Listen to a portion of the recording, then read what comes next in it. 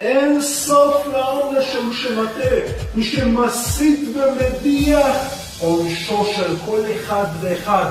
כמו שאותו יימח שמו, אותו אחד מייסד הנצרות, אותו אחד מה שקורה איתו למעלה, עכשיו אומרת הגמרא בגיטין ונזיין, אומרת שם הגמרא,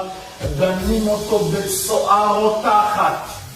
חבילה של צואה, של פסולת שיוצא מהקיבה של בני האדם, וחתולים וכלבים ואריות ונמרים, רותחת, מבעבעת, שם שמים אותו, שם הוא נענש כל רגע. זה ככה, את זה לא הבאתם, כל הכנסיות, כל הצלבים שלהם, הצלב הגדול הזה על הארו בברזיל, מתפוצץ לבסיסים, לכל העולם, וכולם יראו את זה, אבל להוציא את השקר של כולם החוצה, את השקר של הנצרות הזאת החוצה, שבשם כביכול בורא עולם, בשם כביכול יש לו כתפיים רחבות, הוא לוקח את העוונות של